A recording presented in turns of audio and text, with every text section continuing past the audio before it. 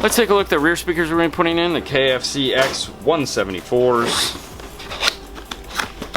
Just like their big brothers, they have these cool brackets here that are designed to allow you to put these speakers in a multitude of different vehicles. Just like the other brackets, they have these cool little break points in them so you can break them down. The main ring itself, a lot of people don't realize, is actually a spacer. So if you just need a 1/4 inch spacer, if you break everything off, it creates one for you.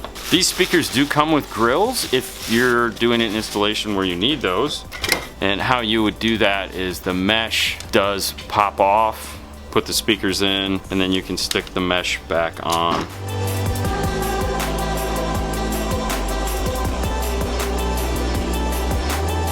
The driver itself is made out of the same materials that the 6x9 is made out of. They're made to go together. We have a butyl rubber surround, that mica plastic base cone, giant cloth dome tweeter in the top. I mean, this thing is huge for a coaxial. Decent sized magnet on the back, stamped steel frame. These are capable of being bi-amped. If you'll notice right here, the tweeter wire does come out and there is a capacitor for the tweeter right here. If you're going to be doing a full active system, you can remove this and attach your amplifier just to the tweeter itself. Otherwise, it is soldered into place to be used as a passive system. Inside the box, there is also a little piece of butyl. This is for attaching the grill back together if it's going to be hanging or if it's going to be in a place where it may fall off. A bag of screws, and also some pigtails with ends on them to lengthen the factory wiring if need be. Let's take a closer look at these compared to the factory speaker. Taking a closer look there, again, small magnet, 2 ohm, just like the front mid bass, but it has this weird construction to it, this whole big plastic thing that moves the speaker out 1 inch or more. Foam on the back, nothing on the front because it has the lip that goes over it. Has the whizzer cone, treated plastic mica resin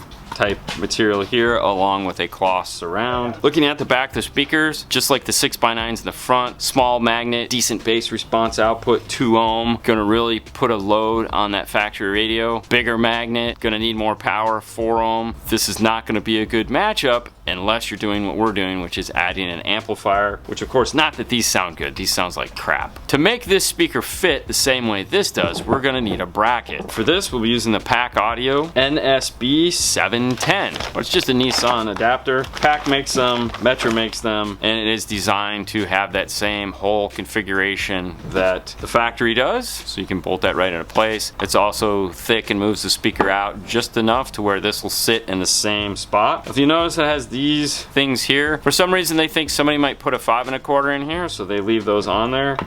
But our 6 1/2 will fit just fine. Some 6 1/2s, you will need to break these off in order to get them in there. Make sure you put foam here on the front and on the back before putting it into place. For that, on the back side, we have a 1/4 inch 16th inch foam that we buy and you can find on DNF Tool Drawer, which is where we put all of the cool things that we use in our installation if you'd like to get yourself a roll. Once you get that on the back, we switch to a 1/2 inch thick for the front.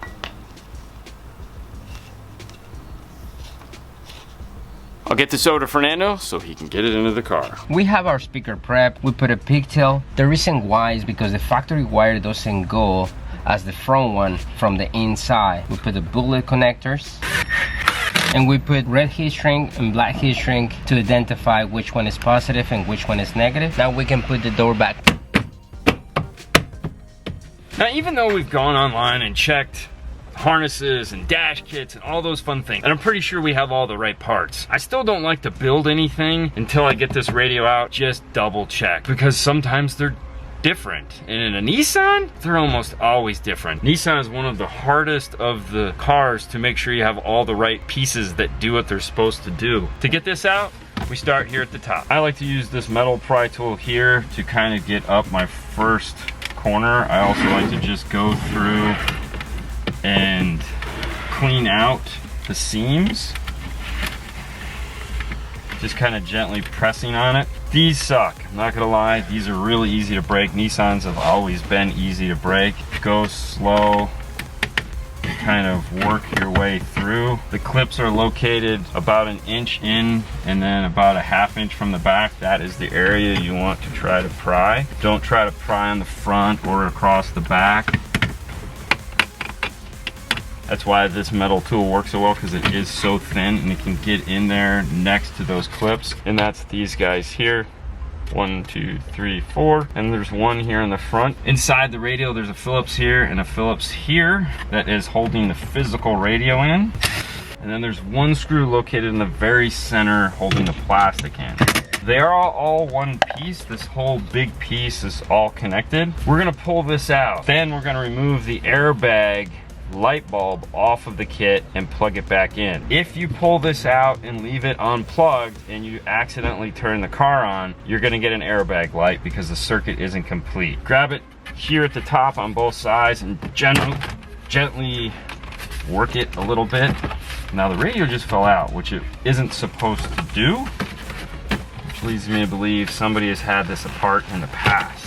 Yes, this should all be one piece, and it is missing the screws, so somebody has been playing around inside of here. Pull it out as much as it'll come. 2 clips on the air conditioner, the one for the airbag, and then the last one for the hazard switch. The radio is supposed to be screwed into these 4 pieces here and all come out as one piece. To get that airbag out, it uses a small Torx. Click it back in. All right. Let's see what's going on here. There's a ton of little plugs located on the back of this radio, and there's always one that is going to be a pain in the butt. In this case, it is our satellite antenna. Some of the things that we're going to have to retain with this is the factory USB, which is located down here. This is just a GM USB 1, I believe is what it's called. There's these giant harness here.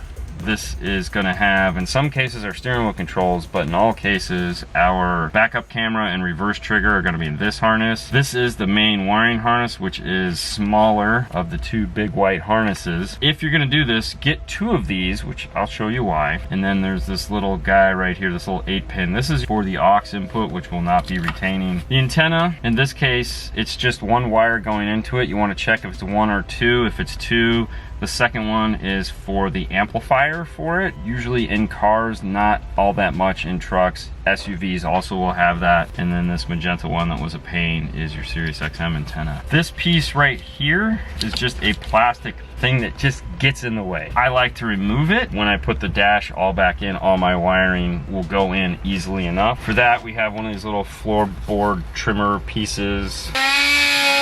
And now we have full accessibility. Put all our aftermarket stuff into the car. Let's head over to the bench. We'll take a look at the harnesses that we have, our steering wheel control interface, and the dash kit itself. The radio we're going to be going with is the Alpine ILX W650. It's definitely the workhorse in Alpine's lineup. Comes in at a really good price point, and it has wired CarPlay, wired Android Auto, and a pretty decent audio pack built into it as well, which is really what we're looking for when designing a system. There's one big bag inside of the box, and inside that bag it comes with a USB extension. One end has this cool 90 that's designed to plug into the back of the radio, Bluetooth mic, the main power harness, and then the RCA harness, and a bag of screws. All the plugs on the back of these Alpine radios are detached. The radio comes in a bag, wrapped in plastic, and then in typical Alpine fashion, it has a cool screen protector on it. You can see the little tongue for it right here. Really like that. Another thing that makes this radio honestly kind of a blessing to put in right now is